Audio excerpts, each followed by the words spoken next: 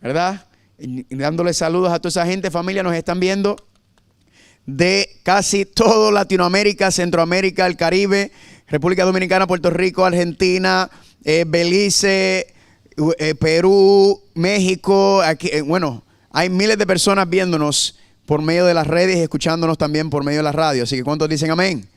Así que le damos el saludo por estar aquí con nosotros. Gracias por estar aquí. Y les recuerdo que si se ha perdido algún tema anteriormente, que ahí están pregrabados en la página de Facebook y en la de YouTube. Pueden ir a accesar los temas previos que hemos tocado, porque apenas estamos comenzando, ¿verdad? Son 3 semanitas que vamos a estar juntos descubriendo el Apocalipsis y estamos arrancando apenas. Les recuerdo que mañana, ¿a qué hora estamos aquí? ¿A qué hora estamos aquí? A las 7:15, muy bien, a las 7:15 el servicio de canto. Y el tema es el Tribunal Supremo en el lugar santísimo. Mañana vamos a estudiar el tema del juicio.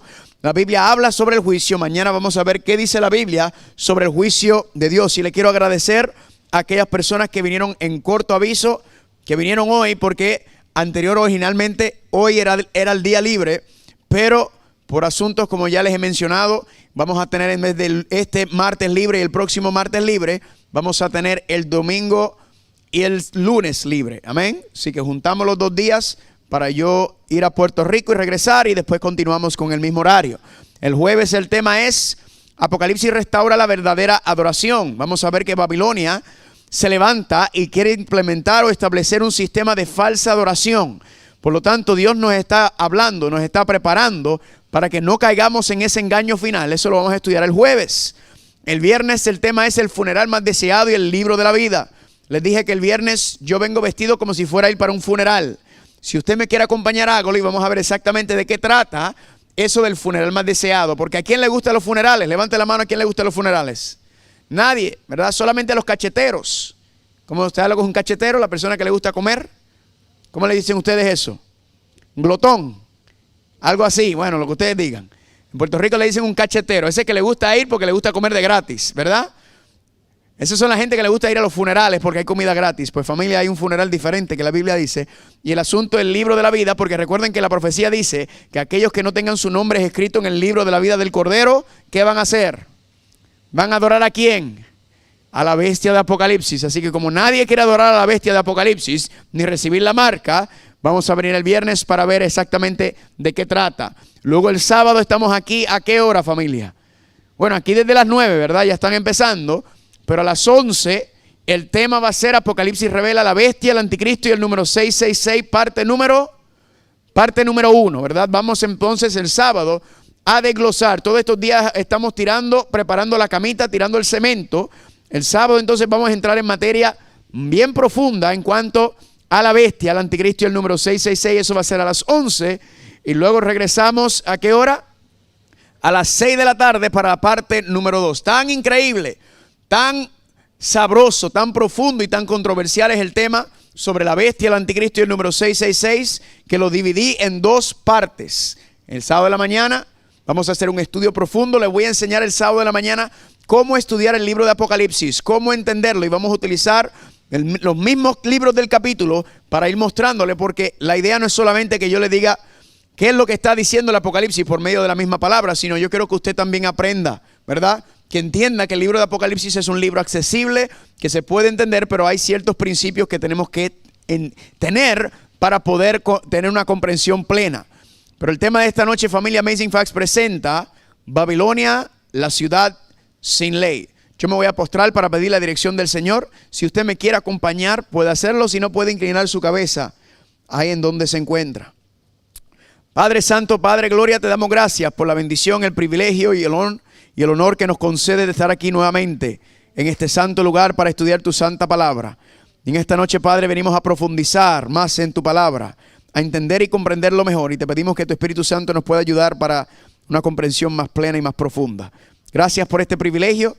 Bendice, Padre, a los que estamos aquí, a los que nos están escuchando y viendo por medio de todas las redes sociales y la radio en todas partes del mundo, y que podamos tener un estudio gozoso y profundo.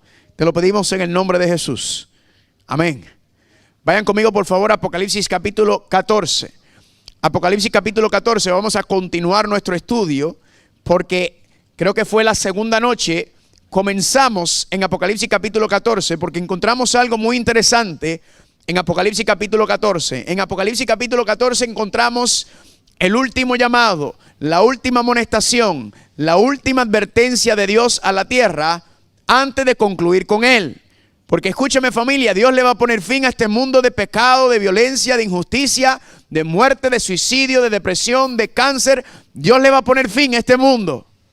Gloria a Dios. Hay como 2 o 3 que están contentos con eso. Los demás me preocupa que están muy cómodos, pero no se preocupe, que vamos a ir profundizando. Apocalipsis capítulo 14, vayan conmigo por favor al versículo número 6. ¿Cuántos están ahí ya? Dice así: vi volar por el medio del cielo a otro ángel que tenía, ¿qué cosa? El evangelio eterno. Ok, vamos a hacer un quiz, a ver si recuerdan. Familia, ¿quién recuerda lo que es el evangelio eterno? ¿Nadie recuerda? ¿Alguien lo escuché por ahí? ¿Qué? El plan de salvación. Muy bien, el evangelio eterno es el plan de salvación. Ahora le pregunto, ¿qué es el plan de salvación? ¿Qué es el evangelio eterno? Que podamos, ¿qué? ¿Cómo fue? Que podamos morar nuevamente en la presencia de Dios. Amén. ¿Cuál es el plan de salvación? Que podamos morar nuevamente en la presencia de Dios. ¿Por qué razón no podemos morar en la presencia de Dios ahora? Por culpa del pecado. Entonces el plan de salvación, el evangelio eterno, es el plan donde Dios nos va a separar del pecado para que podamos morar con él nuevamente. ¿Cuántos dicen amén? Ahora le pregunto, ¿en dónde se explica o en dónde está detallado, explicado el plan de salvación? ¿En qué lugar? En el santuario. Muy bien, en el santuario terrenal que se hizo allá en el Medio Oriente. No, ¿en qué santuario? En el santuario celestial. Muy bien, estamos viendo a Cristo intercediendo, ministrando en el santuario celestial. ¿Cuántos dicen amén por eso? Ahora, noten esto. Esta es nueva. Lo he mencionado, pero ahora se lo voy a concretar. Le voy a preguntar esto todas las noches. Es el quiz. ¿Cuántas partes tiene el plan de salvación? La clave está mirar el santuario. ¿En cuántas partes está dividido el santuario? En 3 partes, ¿verdad? El patio, el lugar santo y el lugar santísimo. El plan de salvación también está dividido en 3 partes. Noten, la primera parte tiene que ver con... La primera parte del plan de salvación es el perdón de los pecados. Ok, nadie dijo amén. Voy a repetirlo nuevamente. El pecado es lo que nos ha separado de Dios. Y la primera parte del plan de salvación es que Dios perdona nuestros pecados. Gloria a Dios, amén. No porque somos lindos, no porque vinimos a la iglesia, no porque nos portamos bien. Es única y exclusivamente por medio de los méritos y la justicia y la sangre de Cristo Jesús, amén. Pero Dios no solamente quiere perdonar tus pecados, sino que la segunda dimensión del plan de salvación es la victoria sobre el pecado en tu vida. Ok, lo voy a decir otra vez. Dios no solamente quiere perdonar tus pecados, sino que Dios quiere darte la victoria sobre el pecado en tu vida para que no sigas siendo esclavo del pecado. Gloria a Dios. Le voy a dar un ejemplo. Vamos a suponer que yo soy un adicto a la heroína. Y yo vengo al donde el Señor y le digo: Señor, estoy cansado de ser adicto. Estoy cansado de esta vida de adicto. Señor, perdóname, acéptame como tuyo. Yo quiero entregarte mi vida y yo quiero que entres en mi corazón. Pregunta, ¿lo acepta o no lo acepta Cristo? Claro que sí, amén. Pero sigo siendo un adicto. Entonces, no es solamente Dios quiere perdonarte tus pecados, sino que Dios quiere transformarte, limpiarte y purificarte y hacerte una nueva criatura. Amén. Porque ese es el testimonio que va al mundo de la transformación de tu vida por medio del poder del Espíritu Santo. ¿Cuántos están conmigo?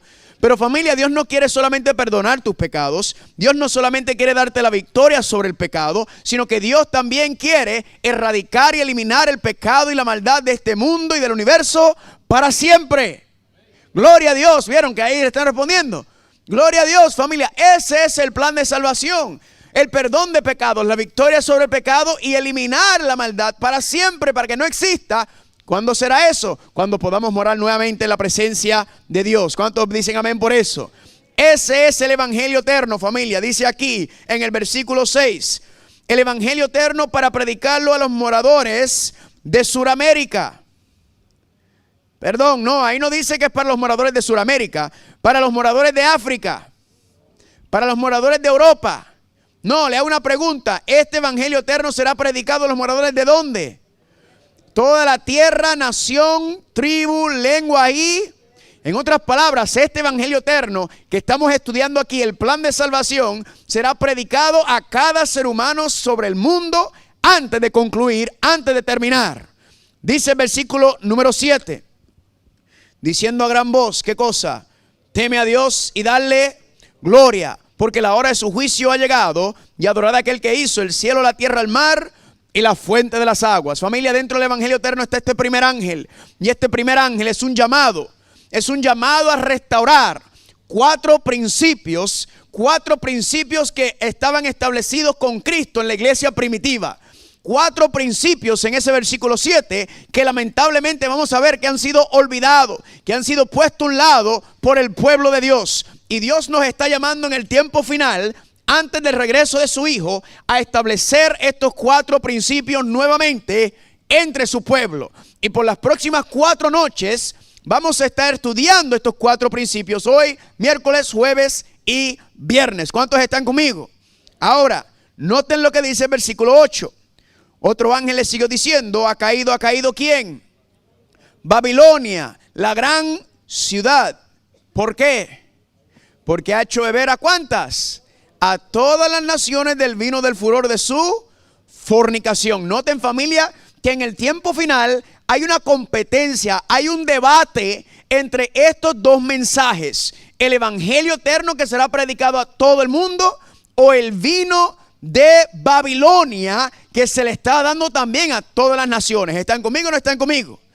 ¿Y por qué? Porque usted va a tener que tomar una decisión. O usted va a escuchar el evangelio eterno, o usted va a beber del vino de Babilonia. Y dependiendo de cuál de las dos usted haga, si usted escucha el evangelio eterno, si usted sigue el evangelio eterno, entonces adivina qué va a recibir usted antes del fin de este mundo. ¿Va a recibir qué cosa? El sello de Dios. Pero si decides beber del vino de Babilonia, ¿qué vas a recibir? La marca de la bestia. Muy bien, ahora noten, ¿qué le va a pasar a aquellas personas que deciden, después de escuchar el mensaje, decidan quedarse en Babilonia?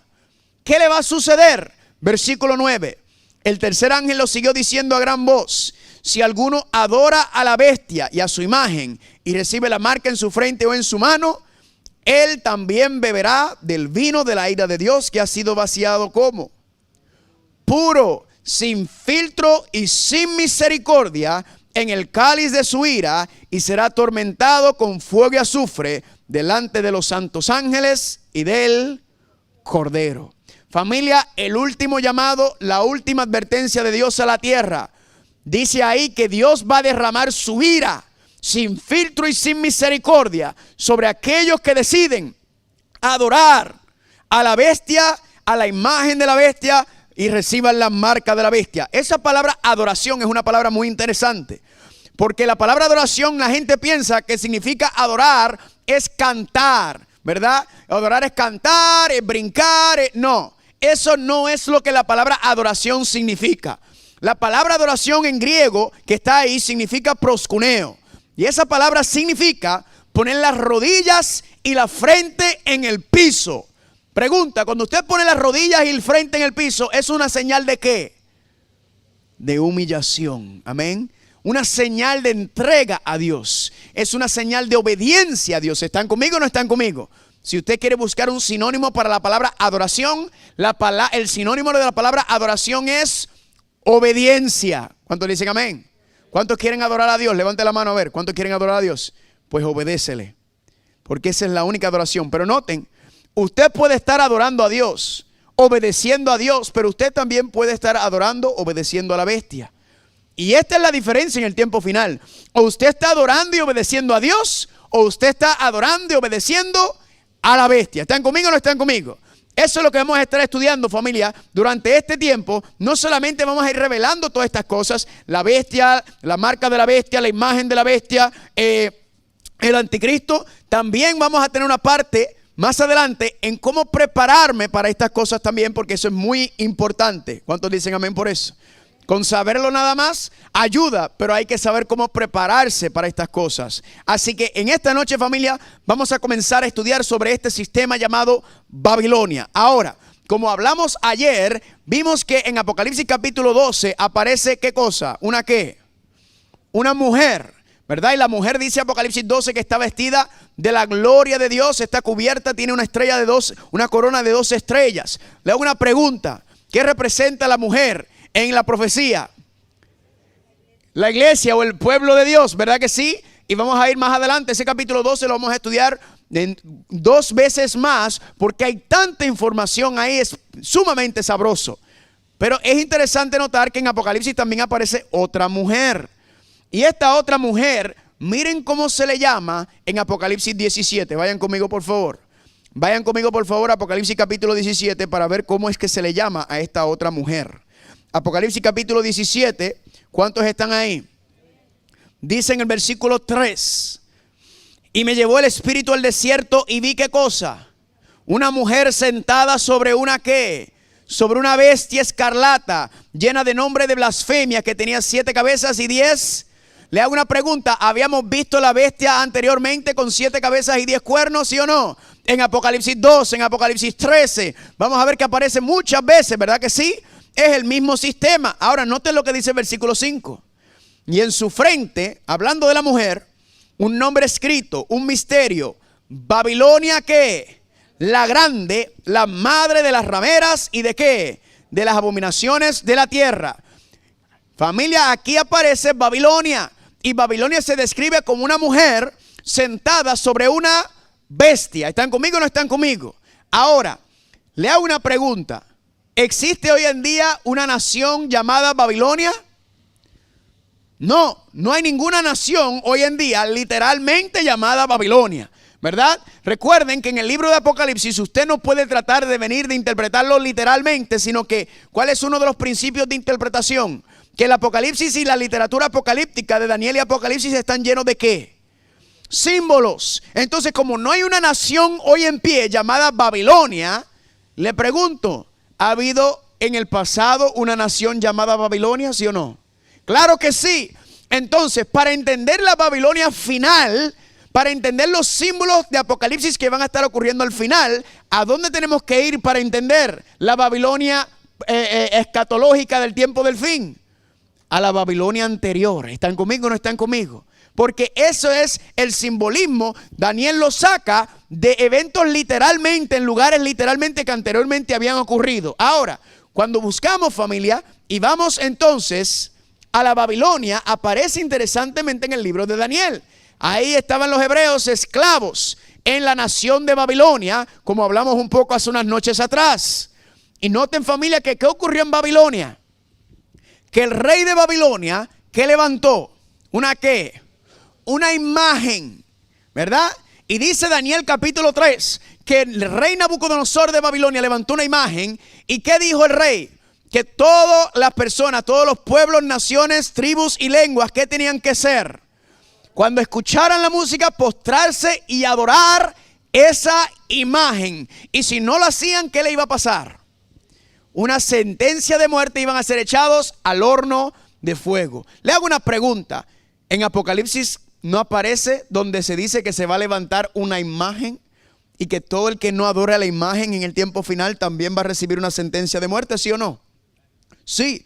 Para entender qué es lo que va a pasar en el final, tenemos que ir ¿a dónde? A la Babilonia literal, porque la historia se repite. Esta vez no de manera local, sino en Apocalipsis está hablando de manera mundial. Va a pasar en todo el mundo. ¿Están conmigo? Ahora, noten esto. Entre los 60,000 hebreos aproximadamente que fueron llevados cautivos a Babilonia, cuando el Babilonia levantó ese decreto de muerte, a adorar la imagen, noten que habían 3 hebreos que no doblaron rodillas ante el decreto de muerte de adorar a la imagen. Le hago una pregunta. ¿Por qué estos 3 jóvenes hebreos no doblaron sus rodillas y adoraron la imagen? ¿Por qué razón? Porque ¿qué implicaba eso? ¿Qué implicaba doblar las rodillas y postrarse ante la imagen? adorar una imagen. ¿Y en dónde encontramos ese asunto de adorar imágenes? En los 10 mandamientos. Porque el segundo mandamiento que dice: no te postrarás ni honrarás ninguna imagen y ningún ídolo. Noten esto, escúchame bien.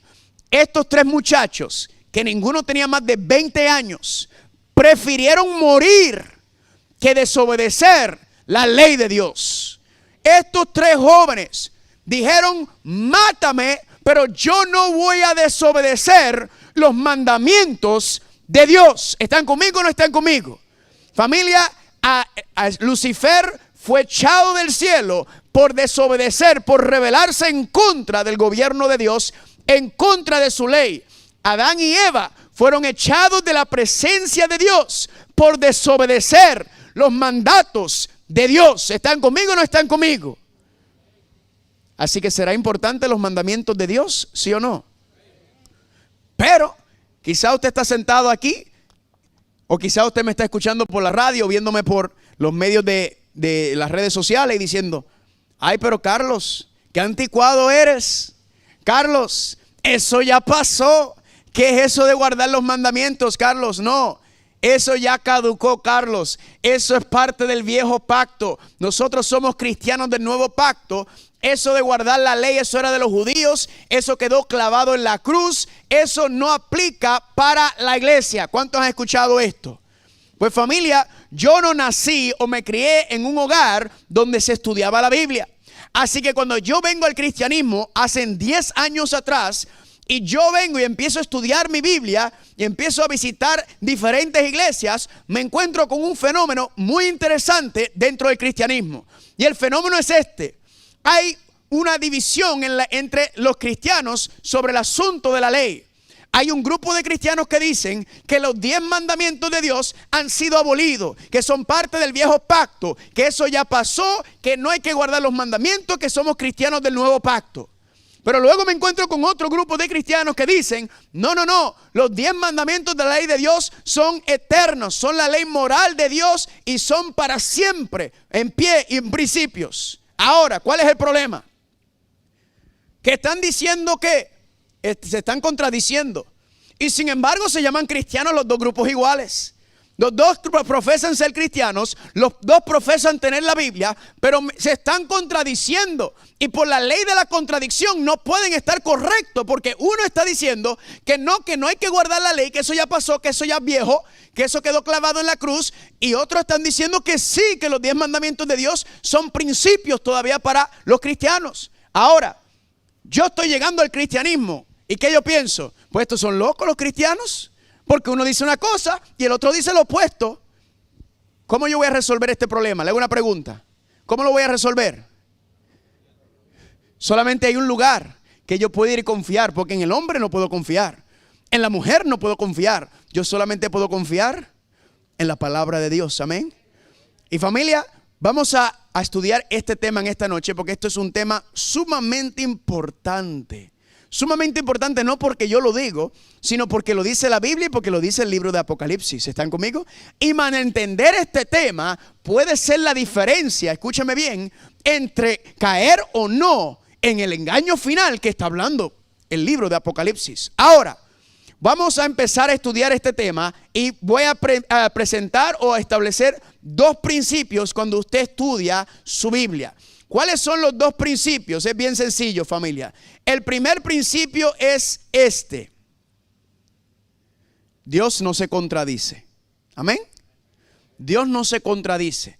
La Biblia fue escrita por muchos escritores, pero la Biblia tiene un solo autor, y ese autor es ¿quién? Cristo Jesús. Amén. Así que de Génesis a Apocalipsis es la misma mente, es la mente de Dios la que está establecido en esa palabra. Segundo principio es que un versículo sin contexto es un pretexto. Muestro, miren aquí, les voy a enseñar algunos versículos antes de darle principio. Hebreos 7, 18 y 19. Estos son los versículos que me han sacado las personas para argumentar que los mandamientos ya están abolidos. Hebreos 7, 18 y 19 dice: queda pues abrogado, ¿qué cosa? El mandamiento anterior a causa de su debilidad e ineficacia. Porque la ley, ¿qué cosa? Nada perfeccionó. y de la introducción de una mejor esperanza por la cual nos acercamos a Dios. Este versículo me lo sacan las personas y dicen: Carlos, aquí está. Bien sencillo. El mandamiento quedó ¿qué? Abrogado. Y la ley nada perfeccionó, sino hay una mejor esperanza. Y esa mejor esperanza, dicen ellos, es Cristo, ¿verdad? Tú estás en el viejo pacto. Con Cristo es la nueva esperanza y el mandamiento quedó abrogado. Le voy a enseñar otro. Gálatas capítulo 3, versículo 10 al 13. Porque todos los que son de las obras de la ley están bajo ¿qué? Maldición. Levánteme la mano, ¿cuántos quieren estar bajo maldición? ¿Nadie? ¿Verdad que no? Dice: y que por la ley ninguno se justifica para con Dios es evidente, porque el justo por la fe vivirá, y la ley no es de fe. Así que las personas me argumentan: mira, Carlos, aquellas personas que están queriendo vivir de acuerdo a la ley de Dios están bajo maldición, están bajo yugo. Dice, porque la ley no es de fe, sino que hay una mejor esperanza y es Cristo Jesús. Y ya no estamos bajo la ley, sino estamos bajo la gracia. Nuevamente, estoy perturbado porque digo, o se guarda o no se guarda la ley. Porque igual hay versículos que dicen guardar los mandamientos de Dios. Así que ya tenemos el primer principio. Dios no se contradice, amén. Cuando hay una aparente contradicción en la Biblia, el problema no es en la Biblia, el problema es con la persona que está leyendo o interpretando la Biblia y la interpretación errónea. ¿Están conmigo o no están conmigo? Ahora, ¿cuál es el segundo principio? Que un versículo sin contexto es un pretexto. ¿Qué significa eso? Significa que hay personas sinceras, espero, que toman un versículo de la Biblia y lo sacan fuera de su contexto, del capítulo, del libro o el contexto de la Biblia, porque todos recuerden que todo es una misma mente, y lo sacan y de ese versículo fuera de contexto justifican todo lo que quieren. Yo he visto iglesias completas levantadas de un versículo sacado fuera de contexto. Le voy a dar un ejemplo para que usted lo pueda visualizar. Hace tiempo me encontré con una persona y me dijo: ay, pastor, mi hijo dijo que se puede hacer tatuajes, que la Biblia le da permiso para tatuarse. Ahora, no estoy diciendo nada en contra de las personas que tengan tatuajes, porque yo tengo tatuajes porque yo estaba en el mundo. ¿Están conmigo? Pero cuando yo vengo al Señor y yo comprendo y entiendo que mi cuerpo es templo del Espíritu Santo, que ya este cuerpo no es mío, es de Dios, y que uno no puede hacer con lo que quiere, yo entiendo que ya ese camino no es correcto. ¿Están conmigo o no están conmigo? Pero esta señora me dice: mi hijo me dice que la Biblia le dijo que él se puede tatuar. Y yo le digo: hermana, dígame cuál es el versículo que le dijo su hijo. Y ella me dijo: Filipenses 4:13, todo lo puedo en Cristo que me fortalece. ¿Qué fue lo que hizo ese muchacho? Sacó el versículo ¿qué? Fuera de contexto. Ese no es el contexto, porque si todo lo puedo en Cristo que me fortalece, yo puedo hacer cualquier cosa. Yo puedo matar gente, ¿verdad? Yo puedo venir y robar todo lo que yo quiero y decir: es que todo lo puedo en Cristo que me fortalece. Eso es un versículo sacado fuera de contexto. ¿Están conmigo? Nosotros no vamos a cometer ese error, sino nosotros vamos a dejar que la misma Biblia se explique. ¿Cuántos dicen amén? Ahora, para entender este debate, o mejor, esta controversia que existe en el cristianismo sobre la ley de Dios, primero voy a empezar con una pregunta para empezar el estudio. Y la pregunta es: ¿son los 10 mandamientos las únicas leyes que Dios le dio a su pueblo? Contésteme. No, claro que no. Así, aquí se abre la caja. Los 10 mandamientos no son las únicas leyes que Dios le dio a su pueblo. Cuando usted estudia la Biblia, usted se da cuenta que Dios le dio leyes a ellos de salud, leyes de agricultura, leyes de ganado, leyes de restitución, leyes humanitarias, leyes de responsabilidad de dueño, leyes de negocio. Dios le dio un montón de diferentes tipos de leyes a su pueblo, leyes políticas, todo asunto. ¿Están conmigo? Ahora, entre todas las leyes que Dios le dio a su pueblo, hay 2 leyes que sobresalen o que se le da una importancia mayor que las demás. ¿Y cuáles son esas 2 leyes? Una son los 10 mandamientos, la ley moral, y la otra se conoce como la ley ceremonial o la ley de Moisés. ¿Están conmigo? Los 10 mandamientos son la ley moral que establecen la diferencia entre el bien y el mal. Y la ley ceremonial o la ley de Moisés es la ley que regula las ceremonias y los servicios y las ofrendas que se hacían en el santuario terrenal. ¿Cuántos están conmigo hasta ahora? Ahora, vamos a ver Y le voy a mostrar en esta noche que esta es la confusión que existe en el cristianismo. La gente está confundida en cuanto a la ley de Dios y la ley ceremonial, la ley moral y la ley ceremonial. ¿Están conmigo o no están conmigo? Vamos a hacer este estudio en esta noche. Y de aquí todos ustedes que están aquí y los que están viendo y escuchando van a ser expertos y expertas en entender la diferencia entre el viejo pacto y el nuevo pacto. ¿Cuántos dicen amén? Vamos a empezar. Aquí está la ley de Dios o la ley de Moisés. Entendiendo esto, familia, esta controversia queda silenciada. Vamos a empezar. La primera categoría, la ley de Moisés es llamada ¿qué cosa? La ley de Moisés. La ley de Dios es llamada ¿qué? La ley de Dios o del Señor. Vamos a empezar. Salmos capítulo 1, versículo 1 y 2. Bienaventurado o bendecido el varón o la hembra que no anduvo en consejo de malos, ni estuvo en camino de pecadores, sino que ¿en qué cosa? En la ley del Señor está su delicia, y en su ley medita día y noche. Según el salmista, la ley de Dios es que es una bienaventuranza, es una delicia. Una delicia es algo que sabe ¿qué? Algo que sabe rico, ¿verdad que sí? Aquí suena como algo bonito. Noten que Pablo dice lo mismo que el salmista. Romanos 7:22. Porque según el hombre interior me deleito ¿en qué? En la ley de Dios. Pablo confirma lo que dice el salmista, que la ley de Dios es algo rico, es una delicia. Vamos a ver ahora la ley de Moisés. Segunda de Crónicas 23:18. Luego ordenó Joaida, que era sacerdote, los oficios de la casa del Señor. La casa del Señor, ¿qué es? El santuario, bajo la mano de los sacerdotes y levitas, para ofrecer al Señor los holocaustos, como está escrito ¿en dónde? En la ley de Moisés. Familia, noten el contexto. Joaida es sacerdote, la casa del Señor, sacerdotes, levitas, holocaustos. Todo esto está relacionado ¿con qué cosa? Con la ley de Moisés. Pregunta: ¿en los 10 mandamientos se menciona el santuario, los sacerdotes y los holocaustos? No. ¿Por qué no? Porque los 10 mandamientos son una ley moral. Pero en la ley de Moisés es una ley ceremonial que regulaba los servicios que tenían que ver con el santuario terrenal. Vamos a mirar otro versículo. Hechos capítulo 15, versículos 1 y 5.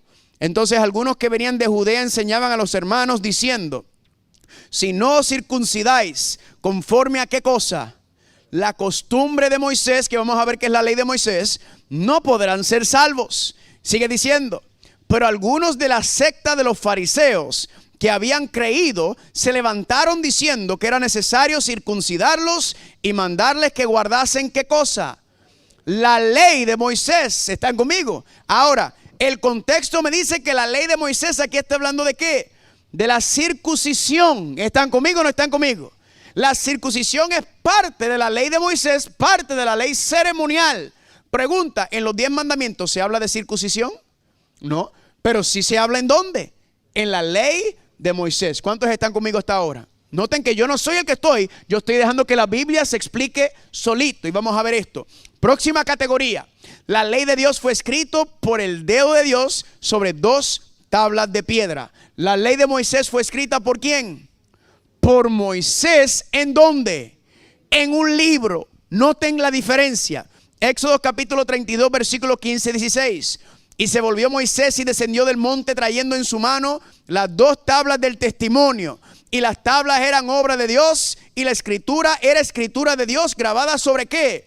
Sobre las tablas. Le hago una pregunta: ¿qué estaba escrito sobre las 2 tablas de piedra que Dios le entregó a Moisés?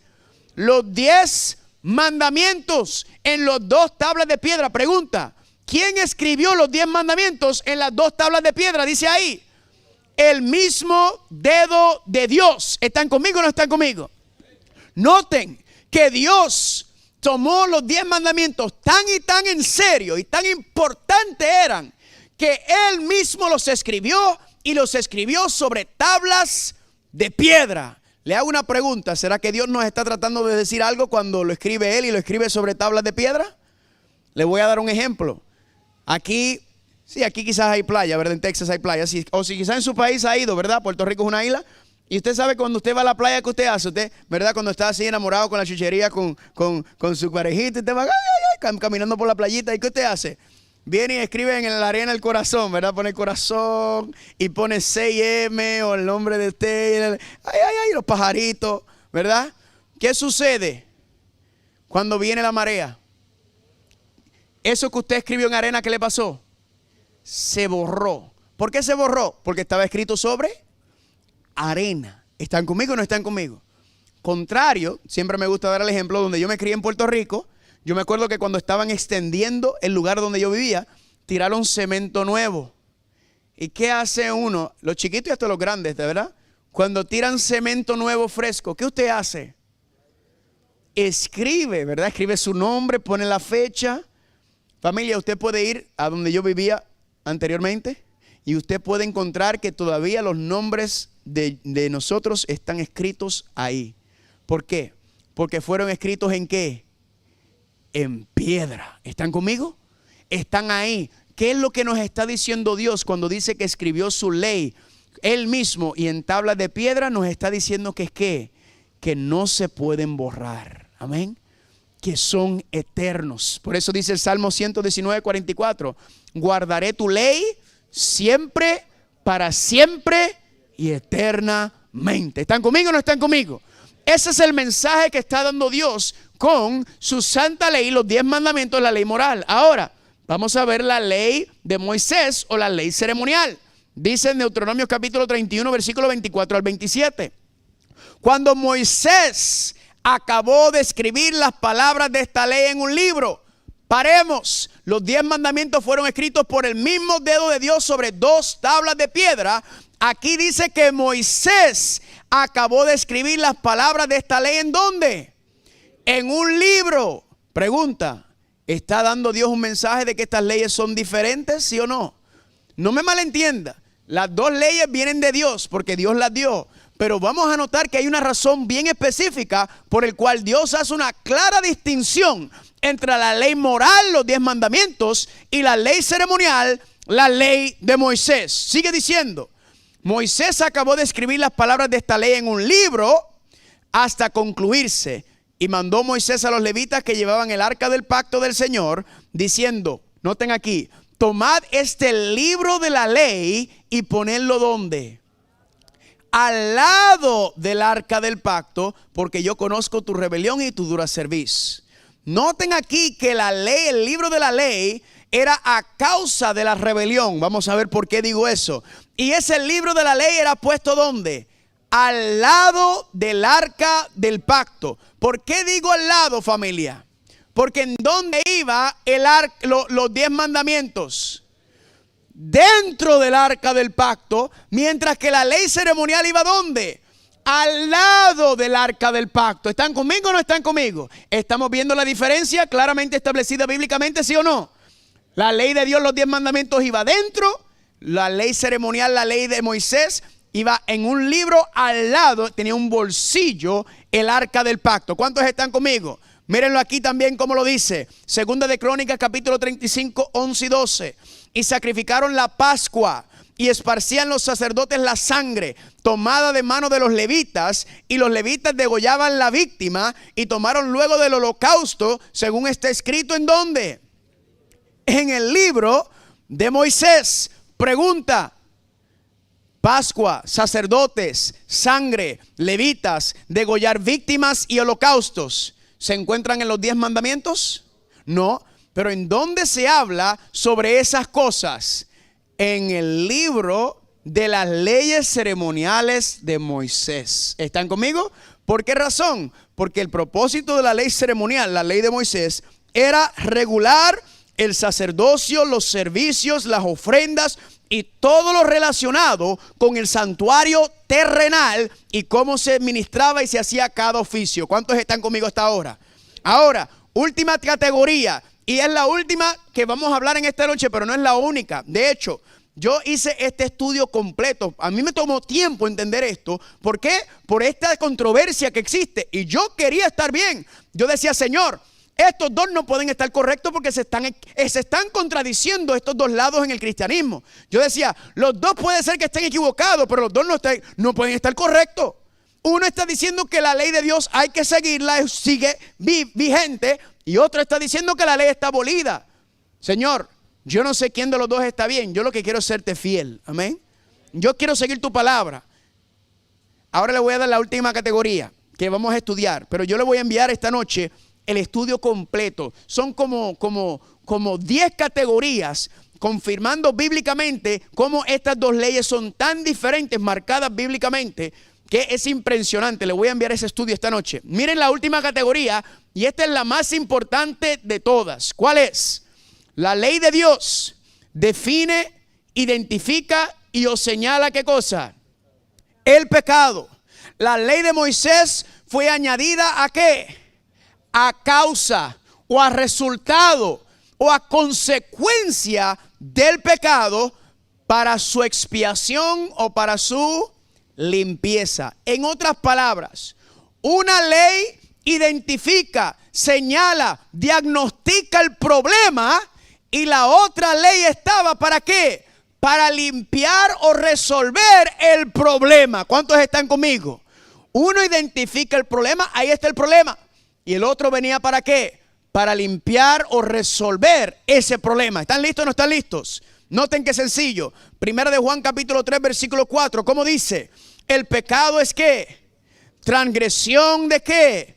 Transgresión de la ley. Noten que la Biblia dice que el pecado es transgredir la santa ley de Dios. Familia, hasta el sol de hoy, yo no he conocido todavía un cristiano que no me diga que el problema que tenemos en este mundo, ¿cuál es? ¿Cuál es el problema que hay en este mundo? El pecado. El problema, y por la razón que nos encontramos en la situación y por la tragedia y la muerte y todo, es por culpa del pecado. Ahora le hago una pregunta. Según Juan, ¿cómo yo identifico qué es el pecado? ¿Qué yo necesito? La ley. Noten aquí, Pablo también, Romanos 3:20. Porque por medio de la ley es el conocimiento de ¿qué? Del pecado, diciendo lo mismo. Ahora, una persona una vez me dijo, ay, pero Carlos, ¿y de qué ley está hablando? Noten, muy buena pregunta, excelente pregunta. Carlos, aquí dice que por medio de la ley es el conocimiento del pecado. ¿Cómo yo sé de qué ley me está hablando? ¿Cómo yo sé que no me está hablando de la ley de Moisés? Pues bien sencillo. Vamos a buscar otros versículos que confirman lo mismo. Romanos capítulo 7, versículo 7, el mismo Pablo dice, yo no hubiera conocido el pecado a no ser por la ley, porque no conociera la codicia si la ley no dijere, no codiciarás. Pregunta, ¿Pablo está claramente explicando de qué ley se refiere? Sí, porque dice que no hubiera conocido el pecado a no ser por la ley, y la ley dice que no codiciarás. Pregunta, ¿en qué ley aparece un mandato diciendo no codiciar? En los mandamientos, el 10º mandamiento. Así que el contexto de lo que es el pecado se define por medio de ¿qué? De la santa ley de Dios. ¿Cuántos dicen amén? En otras palabras, familia, si queremos señalar, si queremos identificar la maldad y el pecado en este mundo, necesitamos ¿qué cosa? La ley de Dios. ¿Están conmigo o no están conmigo? Familia, pregunta, ¿por qué fue que murió Cristo? Cristo murió ¿por qué? Por nuestros pecados. Y nuestros pecados, ¿cómo se sabe lo que es un pecado? Por la transgresión de la ley. En otras palabras, Cristo murió por la transgresión de la santa ley de Dios. ¿Están conmigo o no están conmigo? Significa que si yo quiero honrar a Cristo, si yo quiero honrar el gran sacrificio que Él hizo por mí, que Él murió por mis pecados, familia, que Él murió por mí, por mi maldad, entonces, familia, la ley de Dios está en pie. ¿Por qué? Porque Cristo murió por mis pecados. Él pagó ese precio. Entonces yo, para honrarlo, yo para agradecerlo, yo para decirle gracias, Señor, ¿cómo voy a seguir pecando? ¿Me están entendiendo? ¿Cómo voy a seguir transgrediendo la misma ley por la cual Él murió? Esto me enseña que la ley de Dios está vigente todavía. ¿Por qué? Pregunta, ¿todavía existe el pecado hoy en día? Sí. ¿Todavía el pecado hay que identificarlo para luego erradicarlo? Sí. Entonces, familia, la ley de Dios está más vigente que nunca. Amén. Está en pie porque la santa ley de Dios, la ley moral, me enseña qué es lo bueno y qué es lo malo. Es más, yo no puedo aborrecer el pecado, familia, hasta que no ame a Cristo. ¿Están conmigo? Cuando yo vea a Cristo y que Él murió por mis pecados, entonces yo digo, yo aborrezco el pecado. Yo aborrezco en la maldad. ¿Y qué instrumento necesito para saber qué es el pecado y qué es la maldad? Los 10 mandamientos. ¿Cuántos están conmigo hasta ahora? Gloria a Dios por esto, familia. ¿Están conmigo o no están conmigo? Ahora, vamos a ver la ley ceremonial. Porque recuerden, la ley de Dios, ¿qué hace?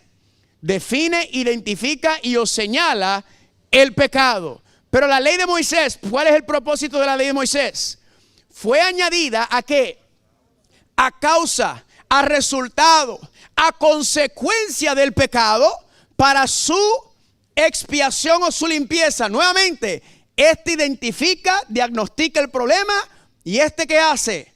Resuelve el problema. ¿Están conmigo o no están conmigo? La ley de Dios diagnostica el problema. La ley de Moisés resolvía el problema del pecado. Miremos el versículo, Nehemías capítulo 10, del 33 al 36 dice: para las cosas santificadas y los sacrificios de expiación por el pecado. Noten que son sacrificios de expiación o limpieza. ¿Por qué razón? Por culpa del pecado. ¿Quién identifica el pecado? ¿Quién identifica el pecado? Los 10 mandamientos. Entonces la ley ceremonial resuelve el problema del pecado. Y para toda la obra de la casa de nuestro Dios, en los tiempos determinados cada un año, para quemar sobre el altar de nuestro Dios, como está escrito, ¿en dónde? ¿En dónde? Noten que ya todos ustedes son expertos. Contexto: sacrificios de expiación, la casa de nuestro Dios, el santuario, quemar sobre el altar, como está escrito en la ley. Le hago una pregunta: el contexto, ¿de qué ley está hablando?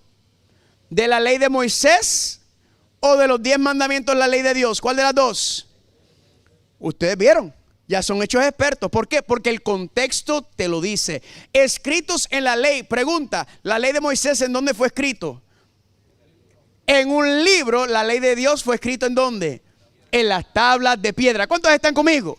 Miren otro versículo, Gálatas capítulo 3, 10 al 19. Y esto lo habíamos leído al principio. Noten ahora el contexto. Ahora usted lo entiende perfectamente. Porque todos los que son de las obras de la ley están bajo ¿qué? Levánteme la mano, ¿cuántos quieren estar bajo maldición? Nadie. Porque escrito está: maldito todo aquel que no permaneciere en todas las cosas que están escritas en el libro de la ley para hacerlas. Ya todos tienen ojos entrenados para identificar. Noten esto: porque escrito está: maldito el que no sigue las cosas escritas en el libro de la ley. Pregunta: ¿en los 10 mandamientos hay maldiciones? No. ¿En la ley de Moisés ceremonial hay maldiciones? Sí, hay maldiciones y bendiciones. Ahora le pregunto: ¿cómo están todas las cosas escritas en el libro de la ley? Pregunta: ¿cuál es el libro de la ley? ¿En dónde fue la ley escrita en un libro? ¿De qué ley está hablando, familia? De la ley ceremonial, la ley de Moisés. ¿Me están entendiendo? El contexto lo dice. El libro de la ley. Los 10 mandamientos fueron escritos en tablas de piedra. ¿Cuántos están conmigo? ¿Cuántos dicen amén? Pero esa no es la mejor parte. Miren esto. Ahora Pablo pregunta: ¿para qué entonces sirve la ley? ¿Qué ley? ¿Qué ley está hablando? La ley de Moisés. Pablo pregunta: ¿cuál es la razón entonces de la ley ceremonial, la ley de Moisés? Y explica: fue añadida a causa de ¿qué? A causa resultado de las transgresiones. Pero noten Pablo: hasta que viniese la simiente. ¿Lo entendió? Que la ley ceremonial, el libro de la ley de Moisés, estaba vigente, estaba en pie, fue añadida al resultado de los pecados, las transgresiones. ¿Hasta cuándo estaba en pie y estaba válido la ley del libro de Moisés? hasta que viniese la simiente. Y pregunta, familia, ¿quién es la simiente? Cristo Jesús, amén. Por lo tanto está diciendo, la ley ceremonial de Moisés estaba válida, estaba vigente, porque resolvía el problema del pecado hasta que Cristo murió en la cruz del Calvario. ¿Por qué? Porque en la cruz del Calvario Él resuelve el problema del pecado verdaderamente. Todas las ceremonias, todos los sacrificios, todo eso señalaba cómo era que Dios le iba a resolver, pero no por medio de un cordero verdadero, no que moría, sino por medio de ¿quién? Del Cordero de Dios, que es Cristo Jesús. Por eso leímos cuando estudiamos en la profecía de las 70 semanas, decía en Daniel 9:27, a la mitad de la semana hará cesar ¿qué cosa? El sacrificio y la ofrenda. Pregunta, ¿por qué fue que Cristo a mitad de la semana hizo cesar los sacrificios y las ofrendas en el santuario? Porque Cristo era el sacrificio y la ofrenda. Amén. Cristo representaba todo eso. Todo lo que se hacía en el santuario terrenal, el sacrificio, las ofrendas, el sacerdocio, todo eso era sombra y figura ¿de quién? De lo que Cristo iba a hacer por resolver el problema. Por eso no seguimos sacrificando corderos, porque Cristo es el cumplimiento del cordero que moría para pagar los pecados. ¿Cuántos están conmigo? Y cuando miramos el santuario, familia, todo lo que se hacía en el santuario terrenal, que es parte del viejo pacto, era figura, sombra, ¿de qué? De todo lo que se iba a ver cumpliéndose por medio de ¿quién? De Cristo Jesús. Y por eso decía que esa ley estaba en pie hasta que ¿qué? Hasta que Cristo cumpliera. ¿Con qué? Con su muerte en la cruz del Calvario para empezar el nuevo pacto. ¿Cuántos dicen amén por eso? Noten, familia, que esto no es difícil de entender. Esto está claro, familia. Esa ley sí estaba en pie, pero ya no seguimos con las ceremoniales y todo el asunto en el santuario terrenal. ¿Por qué? Porque ahora Cristo, el verdadero sumo sacerdote y el Cordero, ya murió y está ministrando en un santuario ¿qué? Celestial. ¿Cuántos dicen amén? Noten un versículo que la gente me saca. Colosenses 2:14. Cristo, anulando el acta de los decretos que había contra nosotros, que nos era contraria, quitándola de en medio y clavándola ¿en dónde? Estos son los versículos. Algunos versículos me dicen, Carlos, ahí está. Cristo clavó en la cruz el acta de los decretos o la ley, anulándolo, clavándolo en la cruz. Pregunta, ¿quitó y anuló Cristo una ley cuando murió en la cruz del Calvario? Claro que sí.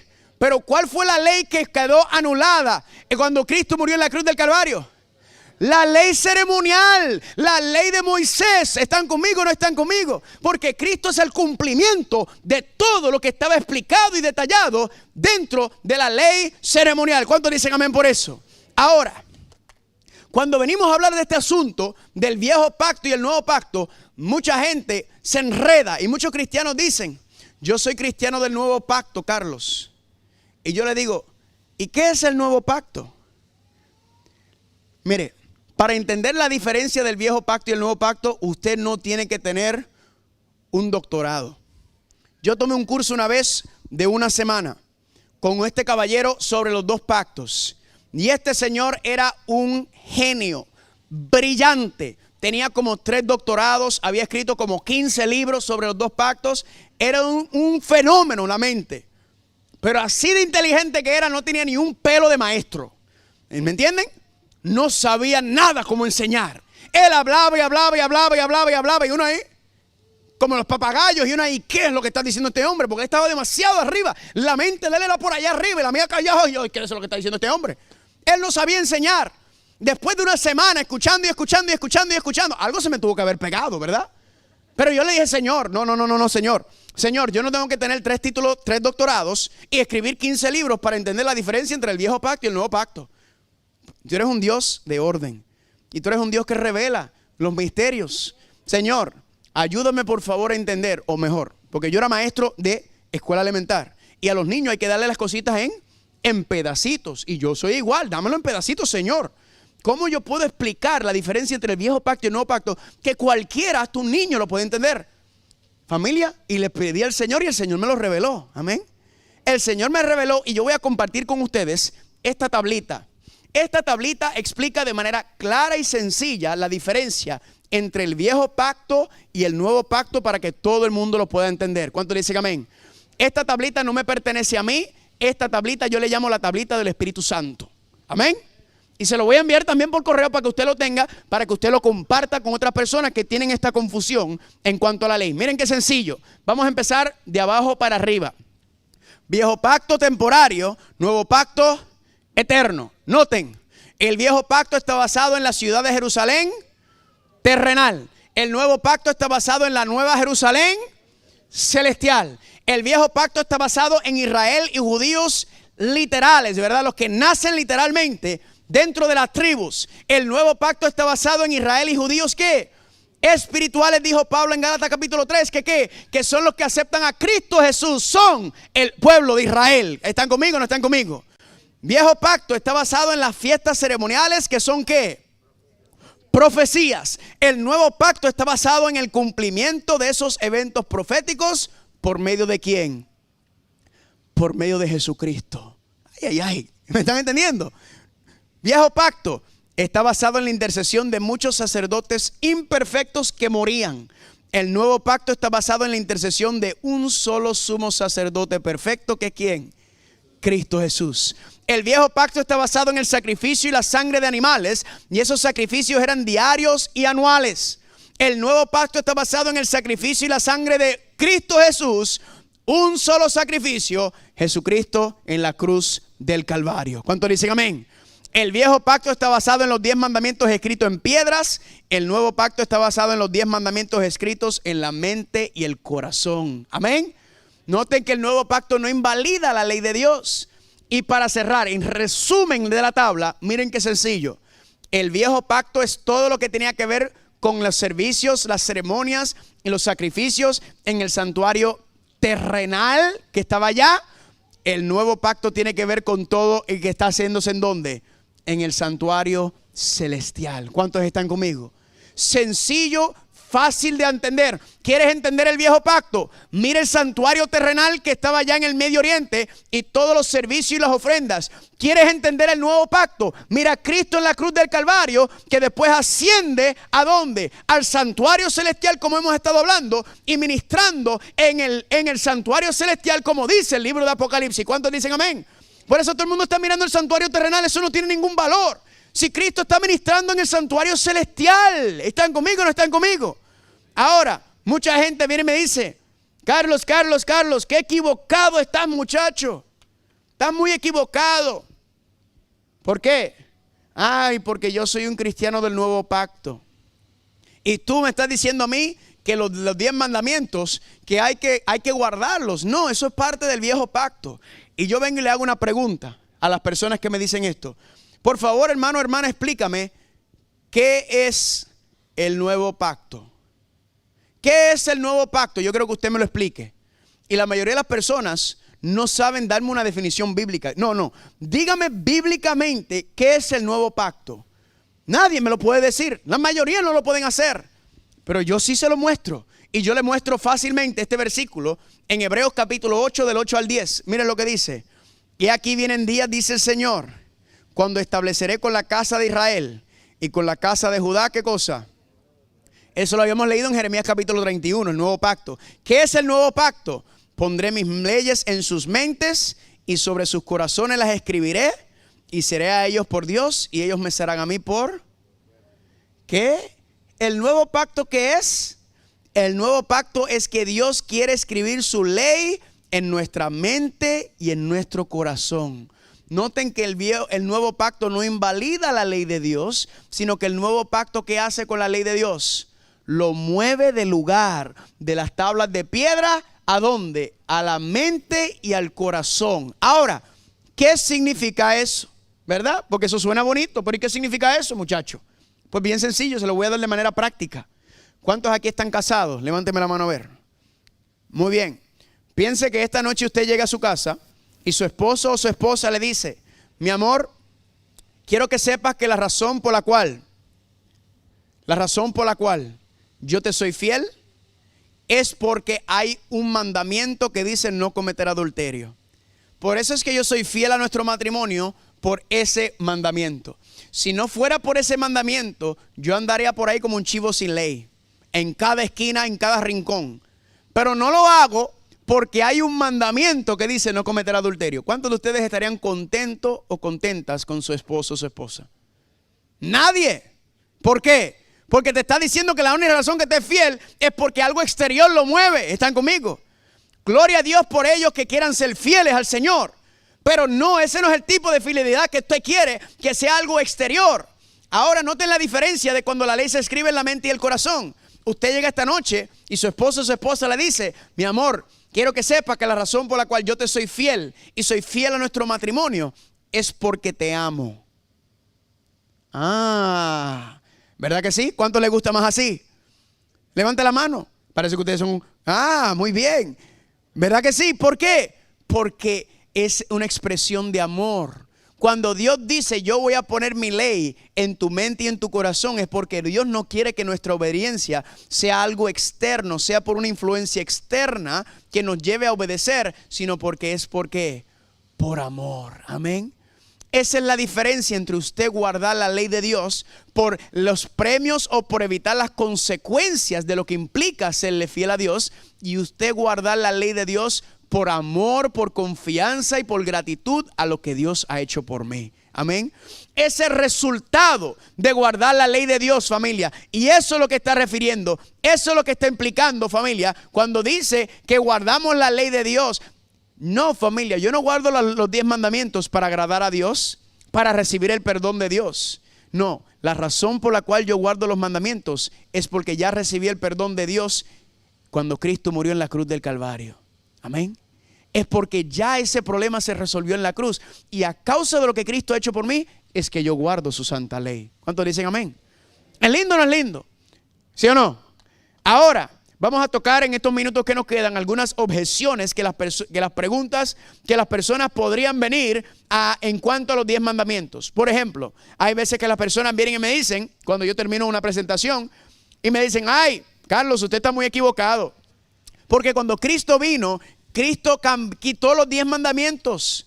Cristo los quitó y estableció solamente 2 mandamientos. A ver, ¿cuáles son los 2 mandamientos que supuestamente Cristo estableció? Amarás a Dios con todo tu corazón, con toda tu mente y con toda tu alma, y amarás a tu prójimo. Eso es lo que me dicen. No, los 10 mandamientos ya quedaron caducados y ahora solamente hay 2 mandamientos. Ama a Dios y ama al prójimo. A mí me encanta cuando me dicen estas cosas, porque le digo que hermano, hermana, una preguntita. La primera pregunta. Ese asunto de amar a Dios y amar al prójimo, ¿usted me está diciendo que Cristo lo trajo nuevo y lo estableció nuevo? ¿Verdad? ¿O será que eso ya se había escrito anteriormente y ya estaba establecido de amar a Dios, amar al prójimo? ¿Qué ustedes creen? Ya estaba establecido. Deuteronomio capítulo 6, versículo 5, que es el 5.º libro de la Biblia. Amarás al Señor tu Dios con toda tu corazón, con toda tu alma y con toda tu fuerza. En otras palabras, cuando Cristo dice esto, Él lo está citando ¿de dónde? De Deuteronomio. ¿Están conmigo? Noten aquí Levíticos 19, 18. Dice así: y no te vengarás ni guardarás rencor a los hijos de tu pueblo, mas amarás a tu prójimo como a ¿quién? Como a ti mismo. Noten que cuando Cristo lo dice, Él no ha traído nada nuevo. Él está diciendo lo que ya estaba escrito. ¿Están conmigo o no están conmigo? Eso es lo que está ahí. Cristo no trajo nada nuevo. Él trajo lo que ya estaba establecido y le da el verdadero sentido a la palabra de Dios. Ahora la segunda pregunta que le hago. Me hago una pregunta. ¿Y cómo usted ama a Dios? ¿Cómo usted ama a su prójimo? Porque el mandamiento es ama a Dios y ama al prójimo, ¿verdad que sí? ¿Cómo usted lo hace? Pues bien sencillo. Pregunta, ¿cuántas tablas de la ley hay? 2. ¿Por qué hay 2 tablas de la ley? Porque cuando Dios estaba escribiendo los 10 mandamientos se quedó sin espacio y le dijo, mira, tráigame otra tabla para terminar de escribir esta ley. No. Hay una razón muy específica por la cual hay 2 tablas en la santa ley de Dios. Porque la primera tabla, los primeros 4 mandamientos tienen que ver con ¿qué? Con amar a Dios. ¿Cómo yo amo a Dios? Pues mira las primeras 4 mandamientos o la primera tabla. La segunda tabla, los otros 6 mandamientos. ¿Cómo yo amo a mi prójimo? Siguiendo la segunda tabla. ¿Están conmigo o no están conmigo? Noten que cuando dice ama a Dios y ama al prójimo, no está invalidando la ley, él la está resumiendo. Pero los principios de cómo amar a Dios y cómo amar al prójimo están ¿dónde? Escritos en la ley de Dios. ¿Cuántos dicen amén? Por eso hay 2 tablas. Ahora, quizá usted está sentado ahí diciendo, ay, eso no le escuchas a él, ¿por qué lo dice? Porque él lo dice muy bonito, por eso es. Pues quiero que entiendas que esto que yo estoy diciendo no me lo inventé yo. ¿Tú sabes de dónde yo aprendí esto que le acabo de decir? Lo aprendí de Pablo. Pablo fue el que me enseñó los 2 principios de amar a Dios y amar al prójimo. Míralo aquí, Romanos capítulo 13, versículo 8 al 10. Dice Pablo, no debas a nadie nada, sino ámense unos a otros. Porque el que ama a su prójimo ha cumplido la ley. Noten ahora que dice, porque no cometerás adulterio, no matarás, no hurtarás, no dirás falso testimonio, no codiciarás. Pregunta, ¿qué tabla de la ley es esa? La segunda tabla, que tiene que ver con ¿qué? Con amar al prójimo. No vas a mentir, no vas a cometer adulterio, no vas a hurtar, no vas a codiciar. ¿Están conmigo o no están conmigo? Y noten lo que dice. Y cualquier otro mandamiento se resume en esta frase: amarás a tu prójimo como a ti mismo. Y dice Pablo, el amor no hace mal al prójimo, así que el cumplimiento de la ley es el amor. Amén. Si usted quiere saber cómo amar, usted no deje llevar por mi corazón. Es que lo que mi corazón dice, no. Porque Jeremías 17:9 dice que tu corazón es perverso y el mío. La Biblia dice que si tú quieres aprender cómo amar, tú tienes que ir ¿a dónde? A la ley de Dios. Amén. La primera tabla nos enseña cómo amar a Dios. La segunda tabla nos enseña cómo amar a nuestro prójimo. ¿Cuántos dicen amén? Ahora, una vez vino una señora donde mí, muy ingeniosa, y yo estaba compartiendo este estudio que estoy con ustedes, y me dijo, ay, Mr. Muñoz, tú estás muy equivocado. Tú estás muy equivocado. ¿Sabes por qué? Me dijo, porque es que cuando tú aceptas a Cristo Jesús y Cristo Jesús entra en ti y tú conoces a Cristo, la frase que utilizó en inglés fue I abide in Christ. Yo conozco a Cristo, y como yo conozco a Cristo y Cristo nunca pecó, guardó la ley, entonces yo la estoy guardando perfectamente en Él. Por tanto, yo no me tengo que preocupar por la ley.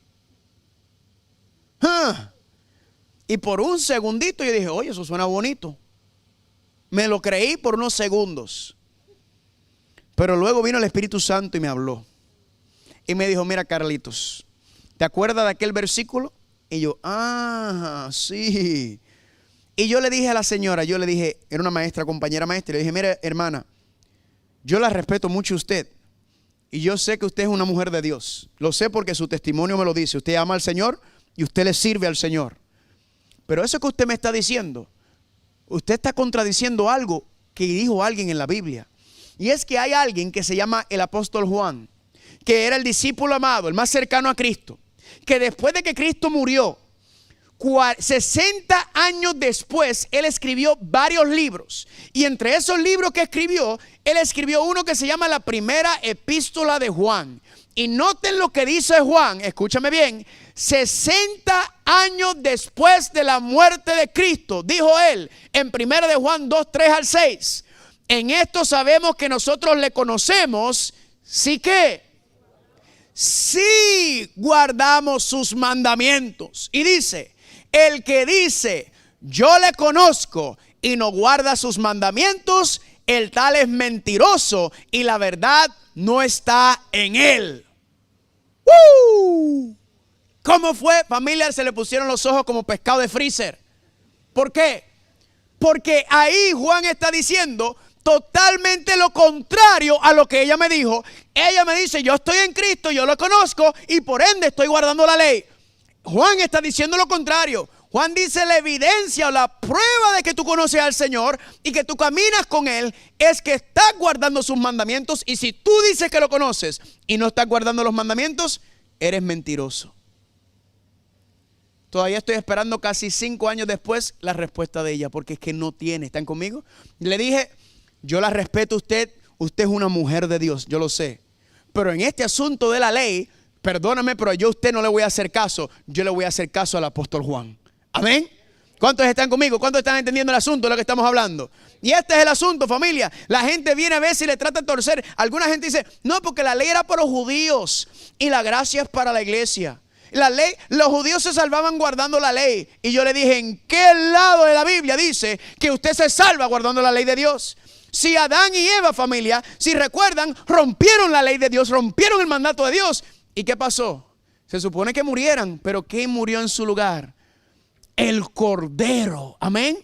Desde el momento que el ser humano pecó, ahí Dios mostró su gracia y su misericordia por medio del Cordero. La gracia siempre ha sido el medio de salvación y la fe para alcanzar a Dios. ¿Cuántos dicen amén? Nunca por obediencia, nunca tratando o poniendo el asunto para tratar de alcanzarlo. Es imposible para nosotros alcanzarlo. Es únicamente por Cristo Jesús. Y por eso Él dice, nada podáis hacer sin mí. Amén. ¿Cuántos dicen amén por eso?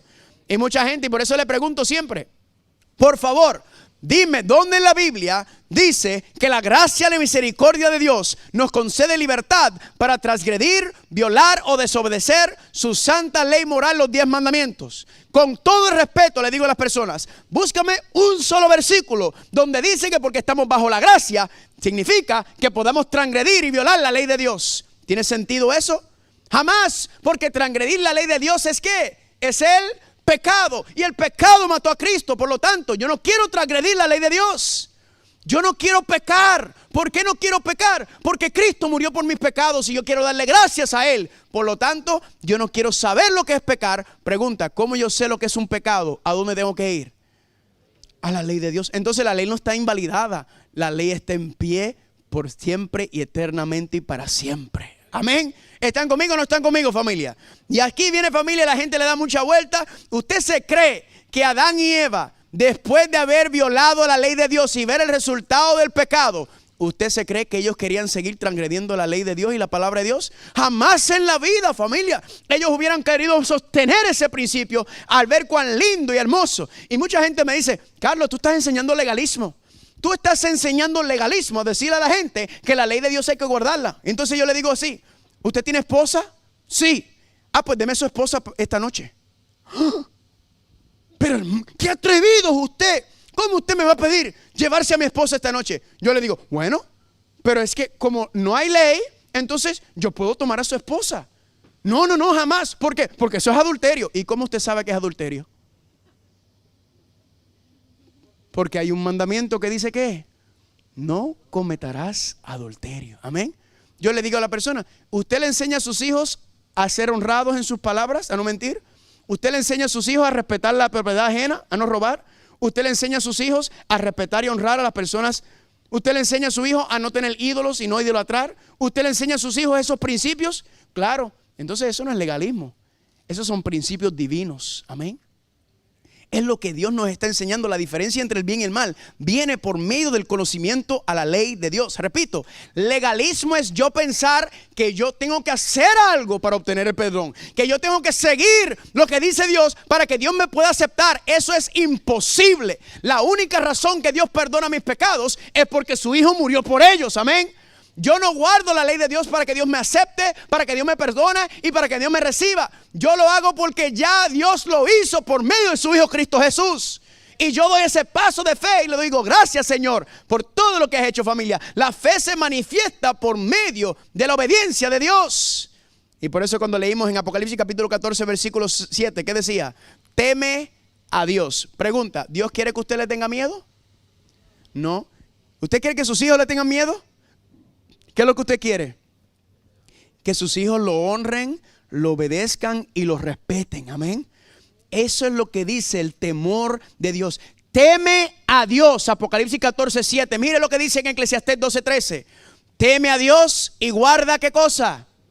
Sus mandamientos, porque esto es el todo del judío. No, ¿de quién? Del hombre, del ser humano. ¿Están conmigo? El temor de Dios, el honrar a Dios, el respetar a Dios, el darle gracias por lo que ha hecho por nosotros, nos lleva a obedecerlo, a obedecer su palabra y a obedecer sus mandamientos en honor a Cristo que murió por nosotros. ¿Cuántos dicen amén? Pregunta, ¿el plan de salvación está explicado en el santuario? Le hago una pregunta, ¿son los 10 mandamientos parte del plan de salvación? ¿Sí o no? ¿En dónde están los 10 mandamientos en el santuario? En el arca del pacto, en el lugar santísimo. Le hago una pregunta: ¿cómo Dios nos puede separar del pecado si no lo identificamos? Para separarnos del pecado hay que identificarlo. ¿Cuál es el instrumento que Dios dio para identificar y diagnosticar el pecado? La santa ley de Dios. Y alguna gente dice: ah, no, la ley de Dios ya quedó fuera, ya no necesitamos. En otras palabras, vamos a suponer que usted va al doctor y el doctor viene y le dice: hermano, usted tiene cáncer. Diagnosticó el problema. Y yo: ¡qué gravedad! Mira, dame un revólver. Le pegas un tiro al doctor y se murió. Problema resuelto. ¿Se resolvió el problema? Para nada. ¿Por qué? Porque usted sigue teniendo cáncer. Al revés, le tiene que decir ¿qué al doctor? Gracias por diagnosticarme el problema. Ahora que usted le dice al doctor: ahora doctor, yo necesito que usted me ayude a resolver ese problema. Espiritualmente, la ley de Dios te enseña el problema del pecado, te diagnostica y luego entonces te lleva ¿a dónde? Te lleva a Cristo, quien es el que resuelve el problema del pecado y la muerte. ¿Cuántos están conmigo? ¿Cuántos dicen amén? Familia, la ley de Dios es algo lindo, precioso. Escúchame bien. La ley de Dios es una protección que Dios nos ha puesto alrededor para que no caigamos en pecado. La ley de Dios es como esas baranditas cuando usted está en unas montañas altas que Dios ha puesto para que podamos identificar el pecado y para que podamos saber: eso es lo que es el pecado. Yo no quiero nada que ver con violar, con transgredir la ley de Dios, porque yo sé cuánto me afecta, cuánto duele. Los 10 mandamientos son 10 principios divinos que Dios estableció para el cuidado y la protección de su pueblo. Amén. Para que no caigamos y no sigamos siendo arrastrados por el pecado. ¿Están conmigo o no están conmigo? Pregunta: en Apocalipsis habla de los 10 mandamientos. ¿Qué usted cree? Apocalipsis 14:12. Aquí está la perseverancia de los santos. Aquí están los que guardan ¿qué cosa? Los mandamientos de Dios. Y guardan ¿qué cosa más? La fe de Jesús. Aquí dice que los que van a perseverar en el final van a tener la fe de Jesús y van a guardar los mandamientos. Le hago una pregunta, familia. ¿Quién es el que odia la ley de Dios? Satanás odia la santa ley de Dios. ¿A quién usa Satanás para pisotear la ley de Dios? A la bestia de Apocalipsis. Nótenlo aquí, Daniel 7:25. La bestia hablará palabras contra el Altísimo y pensará en cambiar los tiempos. ¿Y qué? La profecía dice que la bestia de Apocalipsis va a tratar de alterar, de cambiar, de manipular la santa ley de Dios. ¿Por qué? Porque el diablo detesta la ley de Dios, porque la ley de Dios enseña los principios del cielo. ¿Cuántos dicen amén? ¿Es lindo o no es lindo? Ahora le hago una pregunta. ¿Quién está sentada en la bestia de Apocalipsis que va a cambiar la ley de Dios? La ramera. Amén. Babilonia. Escúchame bien. Babilonia odia la ley de Dios. Babilonia detesta la ley de Dios, y por eso la profecía dice, que vamos a ver más adelante, que Babilonia, la bestia, trataron de cambiar la santa ley de Dios. ¿Están conmigo o no están conmigo aquí, familia? Y esta es la guerra final. Esta es la última batalla. Aquellos que quieren serle fiel a Dios y aquellos que quieren seguir las leyes de un hombre o de un ser humano. ¿Cuántos están conmigo? Y terminamos con esta pregunta. La gente me dice: Carlos, yo no sé por qué tú estás hablando tanto de la ley de Dios, porque es imposible guardar la ley de Dios. Es imposible guardar la ley de Dios. ¿Y sabe lo que yo le digo? Es verdad. Porque en Romanos capítulo 8, Pablo dice claramente que los designios de la carne son enemistad contra la ley de Dios. Pero en la carne yo no puedo. Pero dice la palabra de Dios, Filipenses 12:13, que Dios es el que en nosotros produce el querer como el hacer por su buena voluntad. Y ahora sí, en el contexto, Filipenses 4:13, que dice: todo lo puedo en Cristo que me fortalece. ¿Cuántos dicen amén? Familia, es imposible en la carne obedecer a Dios. Pero ¿qué es lo que hace Dios? Dios nos da su Espíritu Santo. ¿Para qué? Para producir en nosotros el deseo de serle fiel. Y Él nos da el poder, porque Dios no nos va a pedir algo que no nos va a dar la fuerza para hacerlo, y Dios no nos va a pedir algo que no va a venir por nuestro bien y por nuestra protección. ¿Cuántos dicen amén? Pregunta: ¿podemos guardar la ley? En la carne no, pero todo lo puedo en Cristo que me fortalece. ¿Cuántos dicen amén? Termino con esta historia. Cuenta que era un tiempo allá, cuando aquí en el sur de Estados Unidos, cuando estaba el tiempo de la esclavitud.